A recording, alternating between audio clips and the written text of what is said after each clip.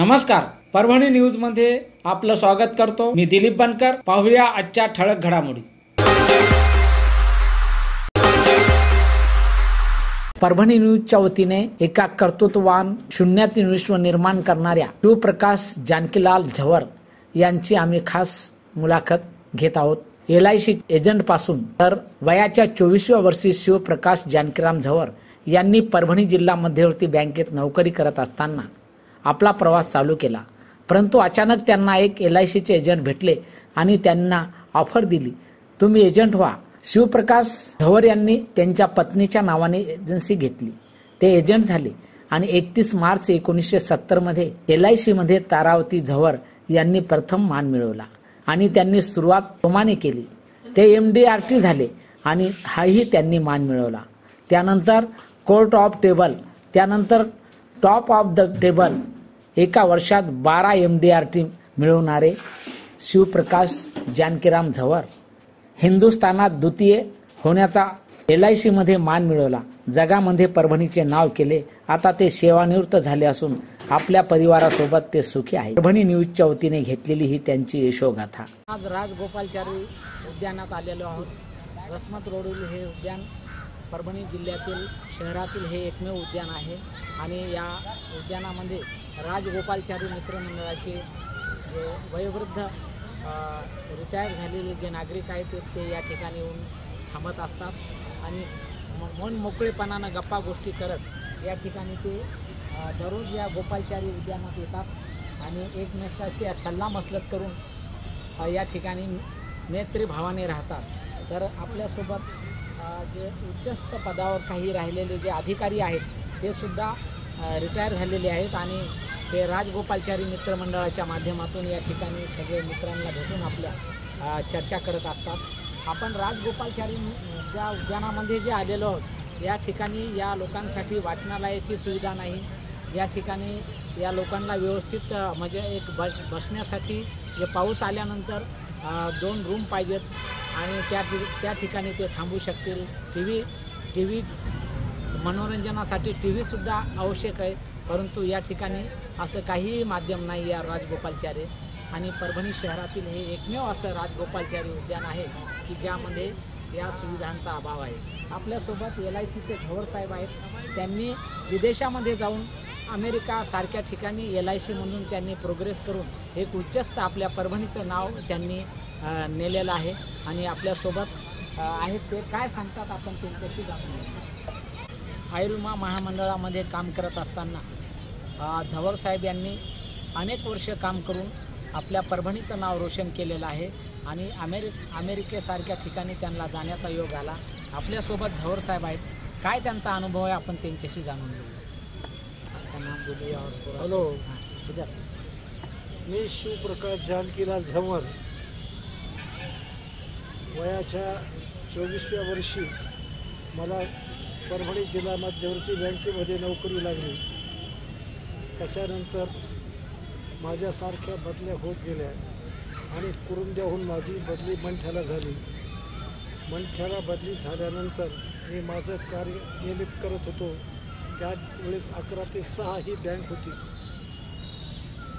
एके दिवशी माझे मामी सासरे परतूर होऊन परभणीला जाऊ लागले। येता येता मंठ्याच्या ठिकाणी त्यांना वाटलं की माझ्या भाजीच्या इथे चहा पाणी घ्यावं, म्हणून ते त्यांच्या ब्रँच मॅनेजर LIC ऑफ इंडियाच्या सहित आले आणि त्याने असं केलं, रस्त्यामध्ये माझ्या मामे सासऱ्याला ब्रँच मॅनेजरने विचारलं, तू हरदम बातें करता है, अरे कोणती अच्छा एजंट मेरे को दे ना, खाली बातें मत कर मेरे साथ। त्याला एकाएकी काय सुचतं कुणाला माहीत। माझ्या मामी सासऱ्याने मंठ्याला आले। मी संध्याकाळी नेमकं 6:30ला आलो होतो। इतक्यात आल्यानंतर मामी सासऱ्याला चहा पाणी ब्रँच मॅनेजरला झालं। माझी त्यांनी थोडंसं आग्रह केला की असं करा, तुम्हाला तर तुम्ही बँकेमध्ये नोकरी आहात, तुमच्या मिसेसच्या नावानं तुम्ही LICची एजन्सी घ्यायला काय हरकत आहे। मला LICच्या एजन्सीचा आणि ज्या लोकांनी एजन्सी घेतली होती त्याच्याबद्दलचा पूर्वानुभव पाहता मला तो धंदा अजिबात आवडत नव्हता। सर्वात गोष्टींमध्ये माझा एक मित्र असाच होता, त्याला माझ्या एका डेव्हलपमेंट ऑफिसरनं LICची एजन्सी दिली। योगायोगानं त्याला काही न येता वळा तो काय करत होता की मला म्हणायचा असं करा की माझ्यासोबत जाऊन गिराईक कसं पटवलं तर मला सांगा. त्यानं मला एका गावी नेलं कौसुडीला. त्या ठिकाणी एका माळी मंडळाच्या कुटुंबामध्ये आम्ही गेलो. त्याने सांगितली ह्या माणसाची माझी ओळख आहे. ती बाई म्हणली की अजून आमचे घरचे लोक आले नाही, तुम्ही थोडं थांबा.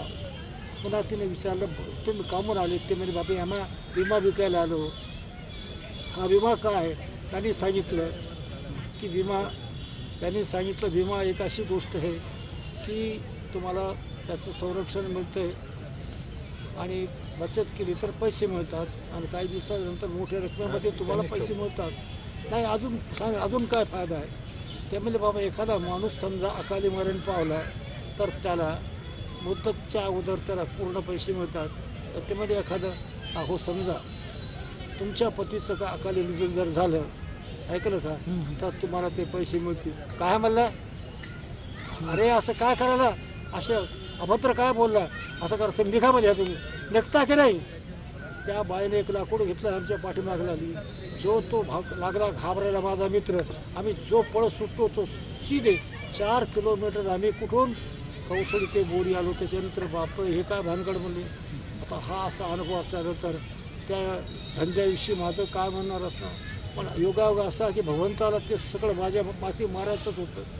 तितक्यात त्यांनी मला सांगितलं की समोरची तुम्ही असं करा, आम्ही तुमची आज सह्या घेऊन चाललो आहोत मग तुमच्या मिसेसच्या, आणि हे पुस्तकं आणि पहा हे फारम बिरम तुम्हाला जमलं तर पहा. आमचे जे डेव्हलपमेंट ऑफिसर तुम्हाला नेहमी सहाय्य करेल. योगायोगानं मी अत्यंत नाखुशीनं ते फॉर्मसाठी कागद घेऊन ठेवली. योगायोगानं काय झालं की त्यांनी निघून गेल्यानंतर 4-5 दिवसाच्या नंतर आमचे डेव्हलपमेंट ऑफिसर आले. त्यांनी सांगितलं तुम्ही तुमच्या मिसेसला जे काय कायदेशीरप्रमाणे कसं विमा एजन्सी कशी करावी मी तुम्हाला सांगणार आहे. योगायोगानं त्यांनी जाता मी नाखुशच होतो, पण त्याने मला पुस्तक दिलं, विमा तंत्र आणि मंत्र. योगायोगानं ते विमा आणि तंत्र आणि मंत्र मी वाचलं. एकदा वाचल्यानंतर थोडा माझ्या मनात प्रकाश पडला की हा इतकं काय अवघड काम नाही. पुन्हा 2दा वाचलं, 3दा वाचले. 8व्या दिवशी ते पुन्हा आली. समोरची काय झालं? मी म्हणलं असं करा, आता मी एजन्सी माझ्या फोर्सनं तयार करणार. तुम्ही ठीक आहे माझे डेव्हलपमेंट ऑफिसर आहात, पण मला तुमची गरज लागणार नाही. माझी अंतस्फूर्त जी प्रेरणा आहे ती मला शिकवत जाईल, भगवंत शिकवत जाईल मला. योगायोगानं मी सुरू केलं. 12 जानेवारी 1970ला माझ्या मिसेसच्या नावाची एजन्सी घेतली आणि योगायोगानं मी प्रवास सुरू केला. तुम्हाला सर्वात गोष्टी आश्चर्याची माहिती सांगेल. 31 मार्च 1970मध्ये परभणी ब्रँचमध्ये सावतारासमोर प्रथम ह्याच्यावर होत्या आणि त्यांचं कमिशन 2750 रुपये होतं. योगायोगानं त्या ठिकाणचे जे असिस्टंट ब्रँच मॅनेजर होते त्यांनी तो चेक घेतला आणि पूर्ण ब्रँचमध्ये फिरले. डेव्हलपमेंट ऑफिसरला ह्यानं त्यानं दाखवायले, हे पहा एखादा माणूस 1000ची पॉलिसी घेत नाही, 10 रुपये प्रीमियम भरू शकत नाही. ह्या माणसानं 2750 कमिशन भेटवलं आणि फक्त 3 महिन्यात. मला त्याचं काय आशीर्वाद मला वाटू लागले, कमून मजाने फिरवायलेत काय ना. त्याच्यानंतर त्यांनी सांगितलं समोर साहेब तुमची मिसेस 31 मार्च 2070मध्ये पुऱ्या जिल्ह्यामध्ये प्रथम नासा. त्याच्यानंतर मी पुन्हा कधी मागं वळून पाहिलंच नाही. मी प्रत्येक वेळेस बोरीला जायचो आणि त्या ठिकाणी इन्शुरन्सचा धंदा करायचो. त्यानंतर माझ्या आजोबांनी सांगितलं अरे तुझं कार्यक्षेत्र अजून फार मोठं आहे, तुला फक्त बोरी पुरणार नाही, अजून पळ पुढं. मी चिंतूर परभणी असे करता पुऱ्या जिल्ह्यामध्ये फिरत राहिलो. आणि योगायोग असा झाला की माझ्या या सर्व गोष्टीचं दुष्परिणाम होऊ लागले. एक 220 रुपयाचा माणूस एका 3 महिन्यात 2000 आणि 3000 कमवायला हे आमच्या लोकांना सहन झालं नाही. माझ्या बदल्या सुरू झाल्या. तिथं मंठेहूनची माझी बदली केली गेली. मला एका पालम ठिकाणी केलं. योगायोगानं त्या पालमचा माणूस तयार झाला नाही, ट्रान्सफर झाला. मला माझ्या बोरीच्या गावामध्ये ट्रान्सफर केला. मला तर ट्रान्सफरचा कंटाळा जरी असला तरी भगवंताची इच्छा झाली. मी बोरीमध्ये गेलो आणि जो म्हणताल मला 2 वर्षाच्या ह्याच्यामध्ये जवळपास 5 लाख रुपयाचं मला तिथे भेटलं त्या जमान्यात. आणि आश्चर्याची गोष्ट की त्याच्यानंतर बोरीच्या नंतर माझी बदली हटकून एका खेडेगावात केली. खेडेगावसुद्धा मी इन्शुरन्सचं काम सुरूच केलं. त्याच्यानंतर माझी तिथून पुन्हा परतूरला बदली केली. तिथं तर इतका योगायोगन असं आहे की प्रत्येक सेक्शनमध्ये फिरता फिरता परतूरला माझं एकूण कमिशन त्या जमान्यात वार्षिक 3 लाख रुपये होतं. आता मला वाटू लागलं का आपल्याला हे सगळं आता जमायला आता माघार फिरून जमणार नाही. योगायोगानं काय झालं की माझी बदली परभणीला झाली. त्यांना सांगितलं आता झालं की कुठे गेलं ते धंदा मोठा करायला परभणीला टाका म्हणून योगायोगानं मी परभणीला आलो. परभणीला आल्यानंतर इथं जितके डेव्हलपमेंट ऑफिसर होते 12 सगळे पाठीमागं लागले. झवर को हमारे पास देव, झवर को हमारे पास देव. आता ते माझी सगळे हे पाहुणे तुमची डिविजनल मॅनेजर आले. अरे हम क्या बेवकूफ़ है क्या, तुमको ऐसे आदमी को देंगे? वो आदमी तुम्हारे डेवलपमेंट ऑफिस इतना बड़ा काम कर रहा है और तुम कहते कि इसको हमको हम नहीं देंगे तुमको. त्याने मला डायरेक्ट करून टाकलं. 1976 मला डायरेक्ट केलं. कोणी डेव्हलपमेंट ऑफिसर नाही.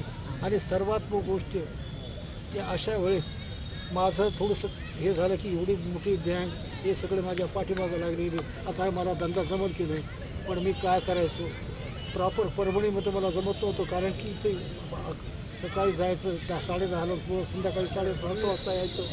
मी काय करू प्रत्येक रविवारी खेडेगावाला जायचं आणि इथून जाऊन बरोबर त्या ठिकाणी 7ला जायचं. सर्व लोक पुऱ्या गावामध्ये फिरायचं. असं करता करता टाकळी, धर्मापुरी, झरी, नांदापूर अशा खेडेगावामध्ये जाऊन कोक माग असे छोटे छोटे गाव प्रॉपर बोरी फिरत राहिलो. योगायोगानं असं झालं की 1980पर्यंत मी फक्त पायी फिरतो. मला कोणती गाडी नव्हती, काय नव्हतं. 1973-74 एका माणसाला माझी दया आली. ते होता चपराशी बँकेचा. त्यानं सांगितले झवर साहेब तुम्ही लई पायी फिरता. मग माझी एक सेकंड हँड गाडी आहे म्हणे 130 रुपयाला. तुम्ही 10 रुपये महिन्यात द्या, 13 महिन्यात तुम्ही फडून टाका माझी ही गाडी घेऊन जातो मी. एवढं ती गाडी मला 1980पर्यंत त्या गाडीवर मी इन्शुरन्सचं काम केलं. त्याच्यानंतर मी डिव्हिजनल माझी मिसेस डिव्हिजनल मॅनेजर क्लब झाली आणि जी डिव्हिजनल मॅनेजर क्लबची डायरेक्ट सर्वात मोठा जो क्लब आहे चेअरमन्स क्लब मेंबरची ती मेंबर झाली. 1993 तिला कार भेटली. 1993 त्यावेळेस फियाट गाडी होती आणि ती पेट्रोलची गाडी असल्या कारणानं आम्हाला महाग होतं. पण योगायोग असा की माझ्या मुलाला त्याचा असा चस्का लागला. तो फक्त 14 वर्षाचा होता. त्यानं काय केलं माझी जितके सगळे कामं असायची मी तर बँकेमध्ये असायचा. मी फक्त काम करायचं, प्रपोजल फायनल करायचा, सह्या घ्यायचा, त्याला सगळं आता सबमिट कर असं मेडिकल हे ते सगळं करतो म्हणून का योगायोगानं तू इतका हुशार बनता झाला.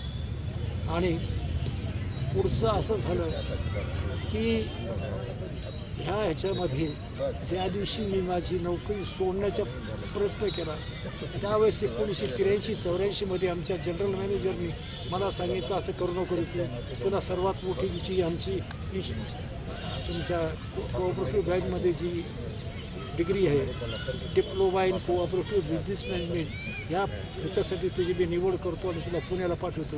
त्याने काय केलं 9 महिने मला त्याला पुण्याला पाठवलं. अशा वेळेस फार लोकांचं असं होतं की ह्याच्यामध्ये ती एजन्सी याची जाते. योगायोग तुम्हाला माहीत असेल मी प्रत्येक शनिवारी यायचो रविवारी आणि करून 9 महिन्यामध्ये माझा पूर्ण कोटा पूर्ण केला आणि डिव्हिजनल मॅनेजर कायम ठेवला. अशा वेळेस एकूण ज्या दिवशी मी असा सगळ्या गोष्टीने कंटाळलो हे पाहून आणि 1/12/98 त्याच्या अगोदर मला थोडा नाद यांचा राजकीय नाद असल्या कारणात 2 वेळा मी माझ्या बँकेचा युनियनचा एकदा उपाध्यक्ष झालो आणि एकदा कार्याध्यक्ष झालो. त्यावेळेस 10 वर्ष मी ते सर्व काम केलं आणि माझ्या सर्व लोकांना जे मला देता येईल असं न्याय दिला आणि आजपर्यंत ते लोक माझी आठवण करतात. 1/12/98 ज्या दिवशी सर्व्हिस सोडली आणि 99 माझ्या मुलाचं लग्न ठरलं होतं. त्याच्या अगोदर माझा मुलगा BSc ॲग्री झाला होता. त्यानं मला विचारलं बाबूजी मी काय करू. मी म्हणलं बापा तुझी एक बहीण आहे तिला मी MSc LLB PhD केला तर तुला काय करायचं. तर मला बाबूजी मला काही करायचं नाही काही पोस्ट ग्रॅज्युएट काहीच नको मी तुमचं काम करणार. आईचं काम मी करतो. आईचं काम कशाला तुझ्या नावानं एजन्सी घेऊ. नेमकं असं बोलण्याचं त्या दिवशीच आमचे नांदेडचे डिव्हिजनल मॅनेजर मागसाहेब म्हणून आले. अरे क्या बात आहे झवरजी आहो आमचं गोष्ट झाली. इतक्यात त्याने सांगितलं अरे की बात क्या है. और ये सतीश बोल रहा है कि मेरे नाम से इंश्योरेंस की एजेंसी लेना. सतीश ने इन्शुरन्स की एजन्सी लेणं असे नुसतं ऐकलं की 12 डेव्हलपमेंट पडली. कोणी सोन्याचं कडं द्यायला, कोणी कार आलो करा, कोणी हे आलो करा, 5 लाख 10 लाख आलो कर, हमारे पास दे झवर को, हमारे पास दो. ते माग साहब बोले अरे भाई हम क्या इतनी एड़ेगी, एक आदमी जो MDRT कर सकता है, तुम MDRT कर नहीं सकते. एक भी आदमी को बना नहीं सके 25 साल में, वो MDRT करने वाला आदमी है. योगायोगाने त्यांनी विश्वास ठेवला. फेब्रुवारीमध्ये माझ्या मुलाला मी एजन्सी दिली LICची. आणि सर्वात तुम्हाला गोष्ट असं, ज्यावेळेस नांदेड डिव्हिजनमध्ये एकही MDRT नव्हता त्यावेळेस ती 8च महिन्यात MDRT झाला. फेब्रुवारीमध्ये त्याला चावायला सुरुवात केली आणि ऑक्टोबरमध्ये MDRT झाला. त्याच्यानंतर मी पाहिलं की ह्या पोरामध्ये अत्यंत आत्मविश्वास आला. त्याच्यानंतर योगा होतो की त्याच्या लग्नाच्या नंतर ती गोव्याला निघायचं झालं. मी काय केलं, नवरा बायकोला गोव्याला घेऊन गेलो. त्यावेळेस तारा झवरची तुमचे तिथं पुण्यामध्ये आहे ना, त्या ठिकाणी तिथं सत्कार होता. पुरे चेअरमन हे सगळे तिथे येणार होते. मुद्दाम मी साला 10,000 रुपये गेले तर हरकत नाही, कार्डमध्ये एक भरलं का मी दोघं नवरा बायको त्या नवरा बायकोला घेतलं, त्या ठिकाणी नेलं. ज्या दिवशी तारा धवर त्याच्या आईचा सत्कार होऊ लागला, त्यानं पाहिलं की 2,000 माणसं एवढे मोठी असे सत्कार होतो. त्याच्या जे मनात भरलं ती गोष्ट, त्याने जे मागं नाही वळून पाहिलं तर 2005मध्ये कोर्ट ऑफ दी टेबल म्हणजे 3 MDRT झाली त्याची. नांदेड दिवजीमध्ये अजून कोणीच नाही आजपर्यंत. त्याच्यानंतर 2010मध्ये तो टॉप ऑफ दी टेबल जगामध्ये देईल. जगामध्ये इन्शुरन्सच्या क्षेत्रात सर्वात मोठं जे उच्च पद आहे त्याला टॉप ऑफ दी टेबल म्हणतात, तो झालं. योगायोगानं काय झालं, टॉप ऑफ द टेबल झाल्यानंतर 2010 पासून तुम्हाला मी सांगेपर्यंत त्यानं कधीही मागं वळून पाहिलं नाही. आज त्याचं साक्षात म्हणजे एवढं प्रावीण्य झालेलं त्याच्यामध्ये की LICचे लोक त्याला ॲम्बॅसेडर समजून त्याचे भाषणं ठेवालेत. आज तुमच्या मुंबईमध्ये मला जे मोठमोठे हॉटेल्स आहेत त्याच्यामध्ये त्याचं भाषण येतं आणि स्वतः चेअरमन त्याला नावानं ओळखतो, अरे सतीश जवळ. एवढी त्यानं नामांकित त्याच्यामध्ये हे केली. आणि आज तो त्यानं त्याच्या मुलाला काय केलं की त्याला एजन्सी दिली इन्शुरन्सची. आणि तुम्हाला आश्चर्य वाटेल की त्याचा मुलगा 2दा top of the table double झालं. म्हणजे एका वर्षात 12 MDRT, एकही MDRT करू शकत नाही, 12 MDRT एका वर्षात. आणि सर्वात मोठी गोष्ट हिंदुस्थानामध्ये द्वितीय पोझिशन मिळण्याचं त्याला मान मिळालं. आज अशी गोष्ट आहे की आम्ही सगळे पूर्ण फॅमिली, मी, माझा मुलगा, माझा नातू, हे सर्व आणि टोटल माझ्या स्वतःचं ओन ऑफिस आहे शिवाजीनगरमध्ये. आणि त्या ठिकाणी मोठमोठ्या लोकांची सेवा होते. सर्वात मोठी गोष्ट हे जे आम्हाला यश भेटतं ह्याच्यामध्ये सर्वात मोठं जर आमच्या ग्राहकाचा आमच्यावर अत्यंत विश्वास. कोणतीही गोष्ट त्यांना सांगितली की आम्हाला हा तुम्हाला टेबल द्यायचे, आम्ही ह्या पद्धतीने तुमची सेवा करणार आहोत, त्याने आमच्यावर विश्वास ठेवला. आणि आत्तापर्यंत हे सगळं घडत गेलं. आज हे भगवंताची अशी इच्छा आहे की त्यासोबतच त्याने त्याचे अत्यंत मोठमोठे उद्योग उभे केले. त्यानं स्वतः त्याच्या ताकदीनं 75 एकर 50 एकर 55 एकर जमीन इरिगेटेड विकत घेतली हाय लेवलवर. आणि आज इथे कमीत कमी 10 ते 12 मकान आहेत. औरंगाबादला आहे, पुण्याला आहेत, असे मोठमोठी प्रत्येक ठिकाणी त्या क्षेत्रात त्यानं हे केलं. सांगण्याचा म्हटलं की ज्या गोष्टीला मी भीत होतो की LIC मला जमल किंवा नाही, माझ्या पोराला जमल की नाही, आज आमचं सर्वात मोठी उत्पन्नाचं साधन फक्त LIC ऑफ इंडिया आहे. आमचा रोजचा उदरनिर्वाह त्यांच्या ह्याच्यावर चालतो, हे सांगताना मला अभिमान आहे. सर, आपण दरवर्षी अमेरिकेमध्ये टॉप ऑफ द टेबल ह्या मीटिंगसाठी जावं लागतं. तर आजपर्यंत कमीत कमी 2010 ते 2024 आपल्या 23पर्यंत तो प्रत्येक वर्षी MDRTमध्ये गेलेला आहे. म्हणजे त्या ठिकाणी उच्चपद, सर्वात मोठं उच्चपद आहे टॉप ऑफ द टेबल. त्या ठिकाणी सर्वातच्या पुढे लाईनमध्ये बसण्याचा सन्मान मिळत असतो. आणि त्या सर्व लोकांना ह्याचं नाव माहीत असतं. ते फार एखाद दिवस त्यांचे मित्र म्हणतात विनोदान, अरे झामर ए पराभरी का आहे, त्याला सांगावं लागतं पराभरी it is nearest to Aurangabad, it is nearest to Nanded. तेव्हा समझते कि म्हणते परभणी का नाम तो तुमने इतना रोशन कर दिया कि पूरे जग में सब परभणी है, परभणी है, परभणी लोग पोट. धन्यवाद. दरवर्षी आमच्या पूर्ण टीमला शेतामध्ये ते वर्षातून 2दा घेऊन जातात आणि पूर्ण भोजन व्यवस्था सर्व फिरून शेती दाखवतात. एक त्याचं उल्लेखनीय कामगिरी आहे. काय वाटते त्यांच्या अशा या छोट्या म्हणजे शून्यातून विश्व तयार केलं त्यांनी? हा त्याचा आम्हाला अभिमान आणि गर्वसुद्धा वाटतो. शून्यामधून विश्व निर्माण केलेलं आहे त्यानं. आणि असंच जर प्रत्येकानं जर केलं तर कुठं सरकारी जॉबची आवश्यकता पडणार नाही तरुणाईला. धन्यवाद. धर्मसिद्धी हे झंवर साहेब असे आहेत, कोणात बी मिसळणारे, त्यांचा अभिमान नाही, कोणतं गर्व नाही, ते सर्वांना प्रेमळपणाने बोलतात, सर्वांना सांगतात की हे न्यायचं काय आपणाला, ह्या जीवनात येऊन काय करायचं आहे तर सर्वांची सेवा करायची. त्या म्हणून त्यांनी लाईफ इन्शुरन्स निवडलं, त्याच्यामध्ये ते खूप प्रगती केली. त्याप्रमाणे त्यांनी ह्या राजगोपालाचारी उद्यानामध्ये सर्वांना असं करून टाकलं, मोहित करून टाकलं त्यांनी. आणि आपल्याबरोबर जे काही आहे ते सर्वांचंच आहे असं समजून त्यांनी सर्वांचं मन मिळवलं. आणि वेळोवेळी त्यांनी आपल्या शेतात घेऊन सर्वांना मिष्टान्न खाऊ घातलं, कोणाला काही कमी पडू दिलं नाही, इतकं स्वतःचं त्यांनी हे दाखलं. आणि प्रार्थना करतो की ह्यांची अजून पुढे प्रगती व्हावं, ईश्वर त्यांनी ही मी विनंती करतो.